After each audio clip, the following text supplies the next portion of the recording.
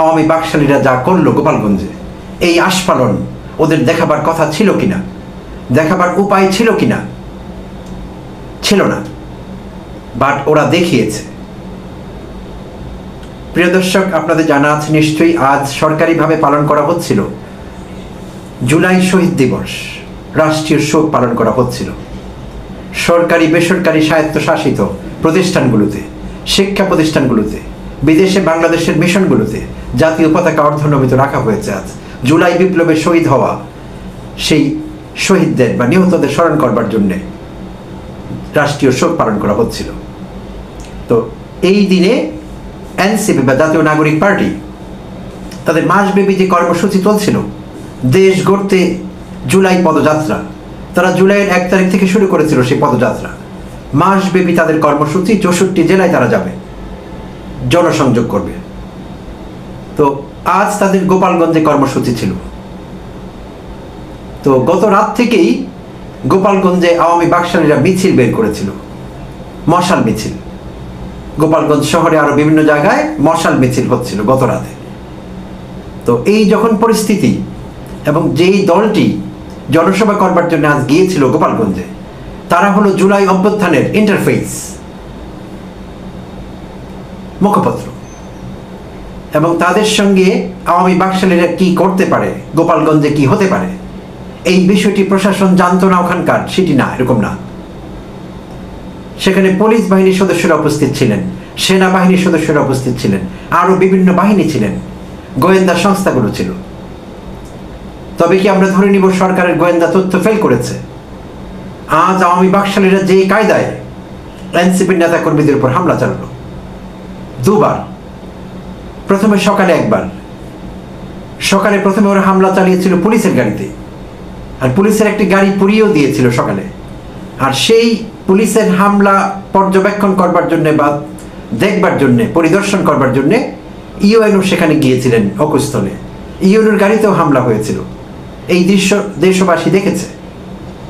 তো এই যখন পরিস্থিতি, সকালেই বোঝা যাচ্ছিল যে দুপুরে এনসিপির সমাবেশটি কেমন হতে যাচ্ছে, সুশৃঙ্খলভাবে শান্তভাবে সেটি হতে পারছে কিনা, এই আন্দাজ কিন্তু স্থানীয় প্রশাসনের সকালেই পাবার কথা, কারণ অলরেডি তারা নিজেরাই আক্রান্ত। তো দুপুর 1:30টার দিকে প্রথম এনসিপির যে মঞ্চ, পৌর পার্ক এলাকা, গোপালগঞ্জ শহরের পৌর পার্ক এলাকায় এনসিপির সমাবেশের স্থলে প্রথম আওয়ামী বাকশালীরা 200-300 লোক লাঠিসোঁটা নিয়ে এসে হামলা করে ওখানে মঞ্চ ভাঙচুর করে, মাইক ভাঙচুর করে, লাউড স্পিকারগুলো ভেঙে ফেলে, চেয়ার ভাঙচুর করে প্রথমবার। এবং সেখানে দেখা গিয়েছে পুলিশ সদস্যরা আওয়ামী বাকশালীদের ভয়ে পেছনের দিকে দৌড়চ্ছে, আত্মরক্ষা করবার জন্য পেছনে দৌড়াচ্ছে, কোথায় প্রতিরোধ গড়ে তুলবে না করে তারা পালাচ্ছে। শেষ পর্যন্ত এনসিপির নেতা কর্মীদেরও আত্মরক্ষা করবার জন্য দৌড়তে হয়েছে। যাই হোক, পরে পরিস্থিতি নিয়ন্ত্রণে এসেছে। গোপালগঞ্জের এসপির নেতৃত্বে এনসিপির নেতা কর্মীরা মিলে যখন ধাওয়া দিয়েছিল, আওয়ামী বাকশালীরা পালিয়েছিল, তখন তারা সমাবেশ করতে পেরেছিল। সমাবেশ শেষে 2:45টার দিকে তারা যখন রওনা হয়েছিল গোপালগঞ্জ ছাড়বার উদ্দেশ্যে, তাদের গাড়িবহর গোপালগঞ্জ ছাড়ছিল প্রায়, তখন রাস্তায় তারা আবার হামলার সম্মুখীন হয় দ্বিতীয় দফায়, এবং তাদেরকে ঘিরে ফেলা হয়। সেখানে পুলিশকেও ঘিরে ফেলা হয়। তো সেখানে পুলিশ এবং সেনাবাহিনী চেষ্টা করেছে এনসিপি নেতা কর্মীদের বাঁচাবার জন্য। এক পর্যায়ে তাদের আশ্রয় নিতে হয়েছিল এসপি অফিসে, এবং এসপি অফিস থেকে পরবর্তীতে সেনাবাহিনীর সাজোয়া জানে করে তারা গোপালগঞ্জ শহর ত্যাগ করে, এবং সর্বশেষ খবর পাওয়া পর্যন্ত জানা গেছে তারা এখন খুলনায় অবস্থান করছে। তো এখন পরিস্থিতি নিয়ন্ত্রণে আনতে গিয়ে পুলিশকে এবং সেনাবাহিনীকে এক পর্যায়ে গুলি চালাতে হয়েছিল। আর যদ্দূর আমরা মিডিয়া মারফতে জানতে পেরেছি, 4 জন নিহত হয়েছেন গোপালগঞ্জে, হসপিটাল সূত্রেও সেটি জানা গিয়েছে। তো নেতাকর্মীদের, এনসিপির নেতাকর্মীদের কেউ সেভাবে আহত হননি বা কোনো ক্যাজুয়ালিটি নেই যদ্দূর আমরা জানি। হতে পারত, অনেক কিছুই হতে পারত, তো লাকিলি হয়নি। তো এখন কথা হলো, এই বিষয়টি অনিবার্য ছিল, এই হামলা এনসিপির উপরে, এটি কি নিবারণ করা যেত না? নিঃসন্দেহে যেত।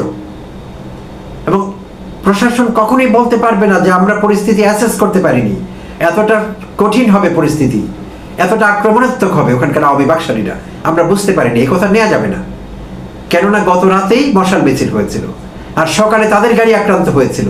সো তাদের ব্যাকআপ ফোর্স রিইনফোর্স করা দরকার ছিল। সেখানে আইনশৃঙ্খলা রক্ষাকারী বাহিনীর যত সদস্য ছিলেন, যত কর্মকর্তা ছিলেন, যথেষ্ট ছিলেন না। তাদের সংখ্যা আরো বাড়াতে হতো, তারা রিইনফোর্স করতে পারত, শক্তি বৃদ্ধি করতে পারত। তারা সেটি করেনি। যদি করত তাহলে দ্বিতীয় দফায় হামলা করবার সাহস আওয়ামী বাকশালীরা কখনোই পায় না, হতো না এটি। বাট এটি হয়েছে। তাহলে আমাদের ধরে নেবার যথেষ্ট কারণ আছে যে প্রশাসন ইচ্ছে করে রিইনফোর্স করেনি, শক্তি বাড়ায়নি। বাড়াতে পারত। অলি গলিতে পুরো শহর জুড়ে অসংখ্য আইনশৃঙ্খলা রক্ষাকারী বাহিনীর সদস্যরা থাকতে পারতেন পূর্ণ প্রস্তুতি নিয়ে, যাতে আওয়ামী বাকশালীরা সাহসটি পর্যন্ত না পায় রাস্তায় বেরিয়ে আসতে। তাদের তো বেরিয়ে আসবার কথা না। শুধু বেরিয়ে আসেনি, লাঠিসোঁটা নিয়ে এসছে, অস্ত্র নিয়ে এসছে, হামলা করেছে, দফায় দফায় হামলা করেছে। এই দুঃসাহস তারা কোথায় পেল? এই দুঃসাহস তাদেরকে প্রশাসন দিয়েছে। জানা যাচ্ছে ওখানকার প্রশাসন আওয়ামীরাই নিয়ন্ত্রণ করছে। এখন সুযোগ সুবিধা যা পাবার আওয়ামীদের কাছ থেকে প্রশাসন পাচ্ছে। তো এই কথাটি স্থানীয় প্রশাসনের জন্য সত্যি হতে পারে, কিন্তু সেনাবাহিনীর সদস্যদের জন্য কিভাবে সত্যি? আমি তো বিশ্বাস করি না সেটি, যে সেনাবাহিনীর সদস্যরাও এই নেক্সাসের সদস্য। আমি তো বিশ্বাস করি না সেটি। নিশ্চয়ই সেনাবাহিনীর সদস্যরা তাদের কাছ থেকে কোনো সুবিধা নেয়নি, স্থানীয় আওয়ামী বাকশালীদের কাছ থেকে কোনো সুবিধা নেয়নি, কোনো সুবিধা নিচ্ছে না। কারণ তাদের সঙ্গে সেভাবে লোকজনের জানাশোনাও নেই। স্থানীয় প্রশাসনের আছে, যা কিনা পুলিশ প্রশাসন, উপজেলা প্রশাসন, জেলা প্রশাসন, তাদের আছে জানাশোনা। তাহলে সেনাবাহিনীর সদস্যরা পর্যাপ্ত প্রস্তুতি নিয়ে কেন সেখানে থাকলেন না? কমান্ডিং অফিসাররা কি ভূমিকা পালন করেছেন? তাদের গাড়িও আক্রান্ত হয়েছে, আমরা দেখেছি। বাট এই সুযোগ তারা দিলেন কেন? আওয়ামী বাকশালীরা এই সুযোগ কি করে পেল? তো সরকার এখন বলছে তারা আইনের আওতায় আনবে সবাইকে। আমি সরকারকেও দোষারোপ করতে চাই, অন্তর্বর্তীকালীন সরকারকে বলতে চাই, স্বরাষ্ট্র উপদেষ্টাকে বলতে চাই, ইন্সপেক্টর জেনারেল অফ পুলিশকে বলতে চাই, আপনারা যথাযথ দায়িত্ব পালন করেননি। আপনাদেরও জানবার কথা ছিল এনসিপি যে জায়গাটিতে যাচ্ছে সেটি আওয়ামী বাকশালীদের ঘাঁটি। গোপালগঞ্জ এরকম একটি সেন্সিটিভ জায়গায় এনসিপি নেতাকর্মীরা সেখানে গিয়েছেন, হাজার হাজার মানুষ সেখানে এসেছে, অনেক লোকের জীবন সংশয় ছিল সেখানে, হতে পারত, হয়নি সেভাবে কিছু। লাকিলি বাঁচানো গেছে সেটি। আপনাদের হোমওয়ার্ক কোথায় ছিল? স্বরাষ্ট্র উপদেষ্টা, আপনার পদে থাকবার কোনো প্রয়োজন নেই। আপনি ফেল করেছেন, ইউ আটারলি ফেইলড। শুধু একবার না, আপনি ফেল করেই চলেছেন। আপনার নিজের থেকে সরে যাওয়া উচিত। যোগ্য কেউ এই দায়িত্বে আসুক, সেটি ভালো হবে, সরকারের জন্য ভালো হবে, দেশের জন্য ভালো হবে, মানুষ আরো বেশি সিকিউরিটি পাবে, সেফটি পাবে। আপনি পদ থেকে সরে যান, আপনার থাকবার আর কোনো অধিকার নেই। প্রশাসনের প্রত্যেকটি মহলকে আমি দায়ী করব, গোপালগঞ্জের জেলা প্রশাসনকে দায়ী করব। জেলা প্রশাসক সঠিক দায়িত্ব পালন করতে পারেননি, পারলে এই পরিস্থিতি হতো না। তাই যে যার যার দায় নেবেন এবং সরকার যথাযথ তদন্ত করবে, আমরা বিশ্বাস করি এবং আমরা ডিমান্ড করছি সরকার যথাযথ তদন্ত করে বের করবে এখানে কার দায় কতটুকু। গোয়েন্দা ফেলিয়ার কেন হলো? নাকি গোয়েন্দা নেটওয়ার্ক ছিলই না, সেটি কাজই করেনি টোটালি? কোনটি? একটি হলো তারা কাজ করেছে, ফেল করেছে, গোয়েন্দা রিপোর্ট সঠিকভাবে দিতে ব্যর্থ হয়েছে। আরেকটি হলো নেটওয়ার্কই কাজ করেনি, নেটওয়ার্ক ছিলই না সেখানে, কিছু এক্সিস্ট করছে না গোয়েন্দা নেটওয়ার্ক বলতে। তাহলে পুরো বিষয়টি আসলে কি আমাদের জানতে হবে। আজকে এনসিপির উপর হয়েছে, কালকে আরেকটি দলের উপর হবে। এখানে এনসিপিকে আলাদা করে দেখবার কিচ্ছু নেই। অন্য দলগুলো যদি কেউ ভেবে থাকে, অন্য দলের নেতাকর্মীরা, যে এনসিপির উপর হামলা হয়েছে আমরা তো বেঁচে গিয়েছি, ঠিক হবে না সেরকম ভাবা। আজকে এনসিপির উপর হয়েছে, কালকে আপনাদের উপর হবে এবং হতেই হবে। আর আরেকটি কারণ আছে তাদের এই সাহস পাওয়ার, কারণ তারা দেখছে আপনাদের মধ্যে অনৈক্য, রাজনৈতিক দলগুলোর মধ্যে অনৈক্যের চূড়ান্ত হয়েছে। প্রতিনিয়ত পরিস্থিতি আরো খারাপের দিকে যাচ্ছে, খারাপ থেকে খারাপতর হচ্ছে। তো যখন এই অশুভ শক্তি আওয়ামী বাকশালীরা যখন দেখছে যে জুলাই অভ্যুত্থানের স্টেক হোল্ডাররা একে অপরের সঙ্গে যুদ্ধে লিপ্ত, বাক যুদ্ধে লিপ্ত, একে অপরকে আক্রমণ করে কথা বলছে, ছোট করছে, যা ইচ্ছে তাই করছে, তখন তারা সাহস পাচ্ছে, তখন তারা ধরেই নিয়েছে তাদের ঐক্য শেষ। তো তাদের সঙ্গে যা ইচ্ছে তাই করা যাবে। সো কালকে অন্য দল ভিক্টিম হবে। তাই কারো আত্মতৃপ্ত হবার কোনো কারণ নেই, আত্মতৃপ্তি পাবার কোনো কারণ নেই। দয়া করে এই বিষয়গুলো মাথায় রেখে আগামী দিনগুলোতে রাজনৈতিক দলগুলোকে আচরণ করতে হবে। আওয়ামী বাকশালীদের মেসেজ দিতে হবে যে আমাদের মত পার্থক্য আছে, আমরা ভিন্ন ভিন্ন দল, আলাদা আলাদা এন্টিটি, বাট জুলাই অভ্যুত্থান ইস্যুতে আমরা সবাই এক, হাসিনা পতনের ইস্যুতে, আওয়ামীদের উৎখাত করবার ইস্যুতে আমরা সবাই এক, আমরা একটি শক্তি। এই মেসেজ দিতে হবে আওয়ামীদের। দিতে না পারলে চূড়ান্ত ব্যর্থতা আসবে, চূড়ান্ত গ্লানি মেনে নিতে হবে, এবং সামনে আরো খারাপ কিছু অপেক্ষা করছে। তাই যে যার ভূমিকা পালন করবেন। গত 10 জুলাই পরবর্তী সময়ে আমাদের রাজনৈতিক দলগুলোর আন্তঃসম্পর্ক তলানিতে এসে ঠেকেছে। তারা একটি যুদ্ধংদেহী অবস্থায় আছে একে অপরের সঙ্গে, এটি সুস্পষ্ট হয়ে উঠেছে সর্বমহলে। আর এই যে অনৈক্য, আর তারা প্রত্যেকেই জুলাই অভ্যুত্থানের বা জুলাই আন্দোলনের স্টেক হোল্ডার বলে নিজেদের দাবি করছে, আর দাবিটি সত্যিও।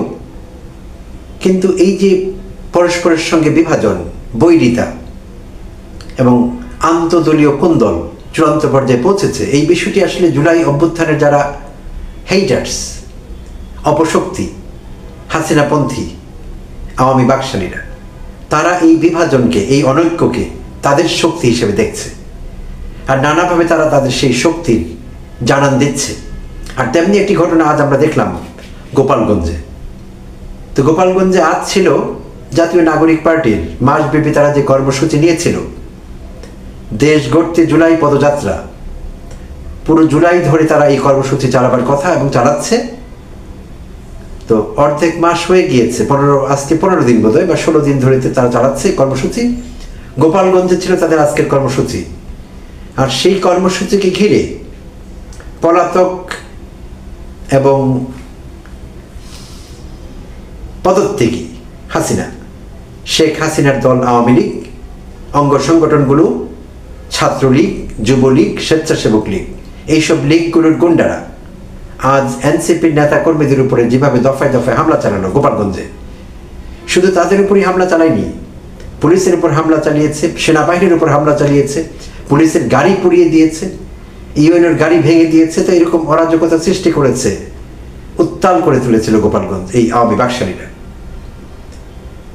তো এখানে এই যে বিষয়টি, এটি এমনি এমনি হয়নি। ওই যেটি বলছিলাম যে তারা এখন ধরেই নিয়েছে যে দলগুলো, এই জুলাই অভ্যুত্থানের শক্তিগুলো দুর্বল হয়ে গিয়েছে পরস্পরের সঙ্গে যুদ্ধ করে, ঝগড়া করে, মারামারি করে, তাই তাদের যা ইচ্ছে তাই করা যাবে। তো সেটি কিন্তু প্রকাশ ঘটল আজ। তো এই প্রসঙ্গে আগের ভিডিওতে কথা বলেছি, তাই আর বাড়াবো না। মূলত আমি এই এপিসোডটি করছি রাজনৈতিক দলগুলোকে ধন্যবাদ দেওয়ার জন্যে, যারা এই এনসিপির উপর আজকের এই ন্যাক্কারজনক হামলা, এই হামলার নিন্দা করেছে অফিশিয়ালি দলীয় অবস্থান থেকে, তাদেরকে ধন্যবাদ জানাবার জন্য আমি এই এপিসোডটি করছি আসলে মূলত। আর বিশেষভাবে বিএনপির মহাসচিব মির্জা ফখরুল ইসলাম আলমগীরকে বিশেষ ধন্যবাদ জানাবার জন্য আমি এপিসোডটি করছি। তো আজ যারা যারা নিন্দা জানিয়েছেন দলীয় অবস্থান থেকে, তাদের মধ্যে জামায়াতে ইসলামী আছে। জামায়াতে ইসলামের আমির তার ফেসবুক পোস্টে নিন্দা জানিয়েছেন এই ন্যাক্কারজনক হামলার। খেলাফত মজলিস নিন্দা জানিয়েছে, 12 দলীয় জাতীয় ঐক্য জোট নিন্দা জানিয়েছে, জাতীয়তাবাদী মৎস্যজীবী দল তারা নিন্দা জানিয়েছে। ব্যারিস্টার ফুয়াদকে দেখলাম নিন্দা জানাতে, তিনি ব্যক্তিগত পর্যায়ে হয়তো জানিয়েছেন, দলীয়ভাবে হয়তো বিষয়টি আসেনি। তো আরো অনেকে নিন্দা জানাবেন, আমি নিশ্চিত এই বিষয়ে। তো এটি আর এমন কিছু না, এটি একটি রাজনৈতিক শিষ্টাচার। আর এটি একটি চমৎকার বিষয় যে তারা রাজনৈতিক শিষ্টাচার প্র্যাকটিস করেছে। তাদের মধ্যে মতদ্বৈততা এবং দ্বিমত থাকার পরে অনেক ইস্যুতে, এবং যেটি বলছিলাম যে একটি যুদ্ধবন্দী অবস্থানে থাকার পরও তারা আজকে যে কাজটি করেছে, এটা একটি চমৎকার কাজ। It's a good gesture. রাজনীতিবিদদের জন্য, রাজনৈতিক দলগুলোর জন্য এই শিষ্টাচার অত্যন্ত গুরুত্বপূর্ণ, এবং এটি বিশ্বব্যাপী প্র্যাকটিস করা হয়। মতাদর্শগত পার্থক্য থাকে, দলীয় পার্থক্য থাকে, সব অনেক দিক থেকে পার্থক্য থাকে। সেই পার্থক্য সত্ত্বেও রাজনৈতিক ময়দানে একে অপরের শত্রু তারা, কিন্তু অন্য জায়গায় শিষ্টাচার যেখানে যেখানে মেনটেন করা দরকার সেগুলো ঠিকভাবে মেনটেন করা হয়। তো আমাদের দেশে কিন্তু সেগুলো ঠিকভাবে হয় না। তো হয় না বলে এটি একটি স্বাভাবিক ব্যাপার, স্বাভাবিক প্র্যাকটিস। সেইটির জন্য আমি আজকে এই এপিসোড উৎসর্গ করছি এই রাজনৈতিক দলগুলোকে ধন্যবাদ দেওয়ার জন্য। ছোট্ট একটি কাজ তারা করেছে, কিন্তু একটি ভালো কাজ। তাই তাদেরকে উৎসাহ দেওয়ার জন্য, তাদের প্রশংসা করবার জন্য আমি এই এপিসোডটি করছি। তো বিশেষভাবে বলছিলাম মির্জা ফখরুল ইসলাম আলমগীরকে উৎসর্গ করছি এই এপিসোড। আর তার কারণ হলো সাম্প্রতিককালে এনসিপির সঙ্গে বিএনপির খুব বাজে সিচুয়েশন চলছিল। তাদের মত পার্থক্য ভালোভাবেই খুব জানান দিয়ে তারা সেটি করেছে, এবং শুধু সেটিই না, তারা একটি যুদ্ধ ভাব একে অপরের সঙ্গে এরকম একটি অবস্থায় চলে এসেছিল। তো এই পরিস্থিতিতে মির্জা ফখরুল ইসলাম আলমগীর যেই ভাষায় এবং যেভাবে নিন্দা জানালেন আওয়ামী বাকশালীদের, তো এইটি ব্যক্তিগতভাবে আমাকে টাচ করেছে, আমি আপ্লুত। সো আমি এখান থেকে একটু পড়ে শোনাবো আপনাদের প্রিয় দর্শক, তিনি ঠিক কি বলেছেন তার এই নিন্দা জানাবার বার্তায়।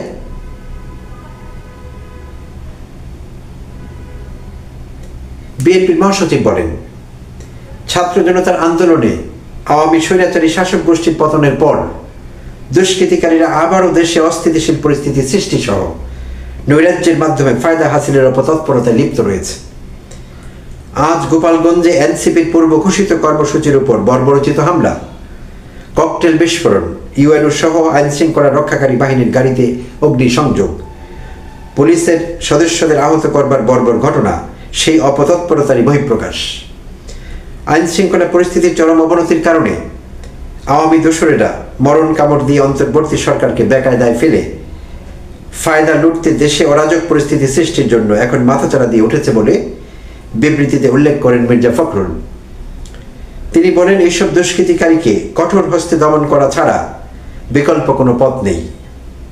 গণতন্ত্র ও মানুষের ভোটের অধিকার প্রতিষ্ঠা সহ দেশে যাতে আবার ফেসিবাদের উত্থান হতে না পারে, সেজন্য দেশের মানুষের জানমাল রক্ষায় দলমত নির্বিশেষে সব শ্রেণী পেশার মানুষকে ঐক্যবদ্ধ থাকতে হবে বলে তিনি বিবৃতিতে উল্লেখ করেন। তিনি বলেন, এর ব্যত্যয় হলে দেশ আবার স্বাধীনতা সার্বভৌমত্ব রক্ষায় হুমকির মুখে পড়বে। বিএনপি মহাসচিব তার বিবৃতিতে গোপালগঞ্জে এনসিপির পূর্ব ঘোষিত কর্মসূচিতে হামলাকারী দুষ্কৃতকারীদের অবিলম্বে গ্রেপ্তার ও দৃষ্টান্তমূলক শাস্তির জোর আহ্বান জানান। তিনি আহত পুলিশ সদস্যদের আশু সুস্থতা কামনা করেন। তো আমার কাছে এই বার্তাটি চমৎকার মনে হয়েছে, এবং এই জাতীয় বার্তা, এই জাতীয় মেসেজ দুইটি পক্ষের মধ্যে, বিবাদমান দুইটি গ্রুপের মধ্যে শান্তি প্রতিষ্ঠা করতে সাহায্য করবে। মতপার্থক্য থাকবে, আমি বলছি না যে দুটো দল কোনো সময় তারা ডিফার করবে না অপিনিয়নে, নিশ্চয়ই অপিনিয়নের ডিফারেন্স থাকবে, তারা ডিফার করবে। সেইটি বজায় রেখেও দুই দলের মধ্যে যে সুসম্পর্ক থাকতে পারে, স্বাভাবিক সম্পর্ক, তো সেই জিনিসটি প্রতিষ্ঠিত হতে সাহায্য করবে মির্জা ফখরুল ইসলাম আলমগীরের এই বার্তা। তো এটিকে আমি খুব চমৎকার একটি কাজ বলে মনে করছি। আর যে ভাষা তিনি ব্যবহার করেছেন চমৎকার, রিকনসিলিয়েশনের কথা বলেছেন, যে কথাটি বলছিলাম যে জুলাই অভ্যুত্থানের স্টেক হোল্ডারদের মধ্যে যদি বিভাজন ক্রমাগত বাড়তেই থাকে, তাহলে এটি অপশক্তিকে শক্তি যোগায় আর জুলাই অভ্যুত্থানকারীদের দুর্বল করে দেয়, জুলাইয়ের স্পিরিটকে দুর্বল করে দেয়, নষ্ট করে দেয়। সো তাই এটি করতে হবে, সে কথাই তিনি বলেছেন, রিকনসিলিয়েশনে ডাক দিয়েছেন। আর এটি কিন্তু বজায় রাখতে হবে। আজকে বিবৃতি দিলাম, কালকে আবার এনসিপির সঙ্গে যুদ্ধে লেগে গেলাম, কিংবা এনসিপি কালকে আবার বিএনপিকে আক্রমণাত্মক ভাষায় আক্রমণ করলো, কথা বললো, তো সেইগুলো বন্ধ করতে হবে। সেগুলো বন্ধ না করলে আমাদের স্বাধীনতা সার্বভৌমত্ব সত্যিকার অর্থেই হুমকির মুখে পড়তে পারে। তো অলরেডি নানা রকম নমুনা আমরা দেখতে পাচ্ছি। তাই সবাইকে সামলে চলতে হবে, অন্তত মুখটি বন্ধ রাখতে হবে, আর ভাষা ব্যবহারে সংযত হতে হবে প্রত্যেককে, আমি মনে করি। তো মির্জা ফখরুল ইসলাম আলমগীর সাহেব এক সময় তার সর্বদলীয় গ্রহণযোগ্যতা ছিল, তিনি মৃত বাঘ বলে পরিচিত ছিলেন, কম কথা বলতেন, প্রয়োজনীয় কথা ছাড়া বলতেন না। কিন্তু আজকাল কথা তিনি ভালোই বলছেন, মাশাআল্লাহ, যথেষ্ট কথা বলছেন। আর আগের সেই মৃত বাঘ ফখরুল ইসলাম আলমগীর নেই। তারপরেও তিনি মির্জা বংশের লোক, সদ্বংশজাত। তো হুমায়ুন আহমেদ তার নাটকে বলেছিলেন যে সৈয়দ বংশ হলো বংশের সেরা, কিন্তু মির্জা বংশ খারাপ না, মাশাআল্লাহ। তো সেই মির্জা বংশের লোক মির্জা ফখরুল ইসলাম আলমগীর। যদিও আপনার দলে ছোট বড় মেজো নানান রকম মির্জা আছে, কেন আপনাকে আমরা বড় মির্জা মনে করি, আর আপনি আপনার সেই জায়গাটি ধরে রাখবেন। রিকনসিলিয়েশনে শুধু ডাক দিলে হবে না, এটি মেন করতে হবে, এটি প্র্যাকটিস করতে হবে। আর আপনারা বড় দল বলে দাবি করেন, সে বড় দলের কিছু বড় গুণ থাকতে হবে, সেই গুণগুলো যাতে অন্যরা ফলো করতে পারে, অন্যদের জন্য আদর্শ স্থানীয় হয়ে উঠতে হবে আপনাদের। শুধু মুখে বললে হবে না, প্র্যাকটিস করে দেখাতে হবে। বড় দলের বড় গুণ আছে, বড় দল ধৈর্যশীল হয়, সব কিছু ধৈর্য নিয়ে মোকাবেলা করতে পারে, এই বিষয়গুলো দেখাতে হবে। না দেখাতে পারলে শুধু মুখে মুখে বললে লাভ হবে না। আমরা অনুশীলন দেখতে চাই, শুধু লেকচার শুনতে চাই না। তাই আপনি সহ আপনার দলের যারা আছেন, বেশি কথা বলে আজকাল অনেক নাম কামিয়েছেন, প্রত্যেককেই বার্তা দিচ্ছি, প্রত্যেককে অনুরোধ করছি, দয়া করে বাক সংযত হন। আপনারা কথা কম বলবেন, যত কথা কম বলবেন ততই ভালো। আর আন্তদলীয় সম্পর্ক রক্ষা করবার জন্য সবাই সচেতন থাকবেন, এই আহ্বান সবাইকে জানাচ্ছি। সবার জন্য এই কথা প্রযোজ্য, এনসিপির জন্য প্রযোজ্য, সব কয়টি রাজনৈতিক দলের জন্য প্রযোজ্য। এই মুহূর্তে ঐক্যই আমাদের সবচেয়ে বেশি দরকার। আর যেটি আমরা পাচ্ছি সেটি হলো অনৈক্য, মতৈক্য পাচ্ছি না, মতানৈক্য পাচ্ছি। আমরা বিপরীতটি দেখতে চাচ্ছি। ধন্যবাদ সবাইকে, ভালো থাকবেন।